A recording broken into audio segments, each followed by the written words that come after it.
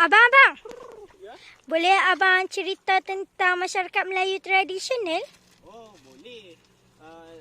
Tapi sebelum tu saya bagi tahu lahir dulu nama saya. Nama Hai. saya Muhammad Irfan bin Haskimin.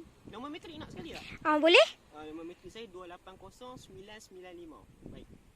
Secara umumnya, masyarakat ni bermaksud sekumpulan manusia yang berbentuk kesatuan dan golongan yang berhubung secara tetap dan mempunyai kepentingan yang sama dalam kelompok tersebut. Terdapat dua jenis masyarakat. Yang pertama ialah masyarakat ringkas yang hidup berkelompok dan mempunyai ciri-ciri asas. Manakala masyarakat kompleks pula juga merupakan sekumpulan manusia yang hidup dalam kelompok tetapi lebih besar dan mempunyai ciri-ciri tamadun yang lebih lengkap. Istilah Melayu dalam sudut bangsa merujuk kepada satu kelompok masyarakat yang mewarisi kumpulan manusia pertama yang wujud pada zaman dahulu. Fakta menarik, perkataan Melayu adalah perkataan sebutan yang tidak tepat walaupun ianya digunakan secara meluas terutamanya semenjak masyarakat di rantau ini terpaksa menukar pada penggunaan Jawi kepada penulisan Rumi. Sebenarnya Malayu atau Malayu merupakan sebutan yang lebih tepat dalam sebutan kerana ia berasal daripada perkataan Jawi iaitu mim, lam, alif, ya dan waw yang menjadikan perkataan itu Malayu. Namun sebutan ini telah kurang digunakan dan lebih diutamakan sehingga terpinggirnya sebuah khazanah bangsa iaitu tulisan Jawi. Oleh itu mulai masa kini ayat ini dan seterusnya digunakan menjadi kelaziman masyarakat zaman sekarang. Istilah tradisi adalah perkara yang sering dikaitkan dengan sesuatu yang bersifat asal, lama, teradat atau diamalkan sejak turun-temurun. Selain itu, berdasarkan kepada asas nama Melayu yang dilihat sebagai satu konstruksi sosial. Dan ketiga, iaitu berpandukan kepada Perlembagaan Persekutuan Malaysia 1957, Fasal 89, Klauza 6. Habis. Terima kasih. Abang. Ya? Kalau sistem politik pula? Okey. Kalau sistem politik pula adalah sistem politik masyarakat Melayu terdiri daripada golongan pemerintah dan golongan yang diperintah yang digelar sebagai sistem feudal. Golongan pemerintah terdiri daripada raja, kerabat diraja dan pembesar. Manakala golongan diperintah pula terdiri daripada golongan rakyat yang dibahagikan kepada golongan pertengahan, bawahan dan hamba. Jadi raja ialah golongan tertinggi dalam sistem politik dan mempunyai kuasa mutlak dalam pelbagai urusan seperti politik, diplomatik maupun agama. Kedaulatan kepada raja dan negara merupakan salah satu rukun negara di masa lalu. Konsep daulat merupakan satu elemen yang memberikan Raja Melayu banyak hak dan keistimewaan serta meletakkan mereka pada aras yang tinggi. Manakala pembesar yang berperanan menjadi penghubung antara raja dan rakyat yang berasaskan sistem empat lipatan yang terdiri daripada bendahara yang peranannya menyerupai Perdana Menteri di masa kini, penghulu bendahari sebagai Menteri Kewangan, temenggung sebagai Ketua Polis dan laksamana yang seperti Panglima Tentera Laut. Seterusnya, golongan rakyat yang pertama ialah golongan pertengahan. Mereka bebas dan merdeka yang mampu berusaha dengan cekap. Mereka dikenali sebagai golongan pertengahan kerana mempunyai taraf ekonomi yang lebih tinggi tetapi mereka tidak mempunyai kuasa politik.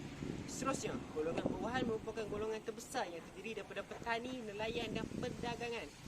Dan secara tidak langsung, golongan hamba yang rakyat biasa yang telah kehilangan taraf kebebasan juga termasuk dalam kategori ini. Abang. Oh, ya? Macam tak cukup je lagi? Okey. Ada perkara yang tak sebut lagi tadi memang betul, iaitu salah satunya adalah masyarakat Melayu tradisional mempunyai dua adat yang utama, iaitu adat Perpatih dan adat Temenggung. Adat Perpatih merupakan resam dan adat turun-temurun yang diwarisi dan dipetik dari hukum syarak mazhab Syafi'i. Ia satu peraturan yang hidup yang berlandaskan kepentingan hidup bersama, bergotong royong dan berdemokrasi, merangkumi pelbagai aspek kehidupan masyarakat. Adat Temenggung pula ialah hukum adat di negeri-negeri Melayu yang berasal dari utara Sumatera dan dikembangkan oleh Datuk Ketemenggungan yang kemudiannya berkuasa di Palembang. Adat ini diamalkan oleh semua negeri di Tanah Melayu kecuali Negeri Sembilan dan daerah Nani di Melaka. Hukum adat ini dipercayai dibawa masuk pada abad ke-15 Masih dan berkembang di negeri Taklukan Melaka. undang-undang yang berkuat kuasa juga terdapat dua. Salah satunya ialah hukum kanun Melaka yang mempunyai teks undang-undang yang mempunyai 44 fasal yang dipecahkan kepada tambahan dan pecahan-pecahan yang lebih kecil yang digunakan sebagai dokumen yang sah kerajaan dan mengatur pentadbiran negeri dalam menyenaraikan tanggungjawab raja dan pembesar. Undang-undang keluarga, hukuman kesalahan awam dan jenayah, permasalahan ibadat dan muamalat, dan akhir sekali hukum perhumaan. Undang-undang Lok Melaka pula adalah peraturan perdagangan, peraturan pelayaran dan tugas-tugas serta bidang kuasa pegawai pelayaran, kuasa nakoda dan hak-hak kapal.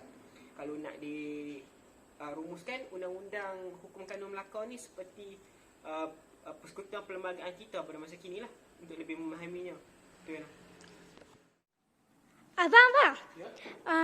macam mana pula dengan sistem ekonomi mereka? Okey. Sistem ekonomi pada zaman Melayu tradisional bercorak ekonomi pertanian dan perdagangan, dan kegiatan jual menggunakan sistem barter adalah kaedah menukar barang sebagai perantaraan untuk menyara hidup. Mengumpul hasil hutan adalah kegiatan penduduk pedalaman.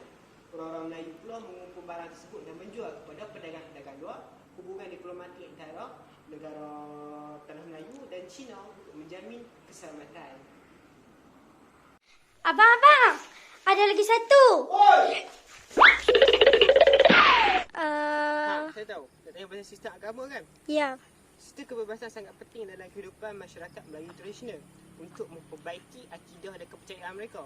Jadi pada zaman itu, animisme merupakan kepercayaan pertama orang Melayu sebelum kedatangan Islam.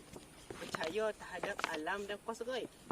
Sangat percaya bahawa kepercayaan ini mampu memberi rezeki dan membidasarkan mereka. Dapat dilihat dalam aktiviti menanam padi dan aktiviti perikanan melalui upacara memuja semangat dan puja pantai.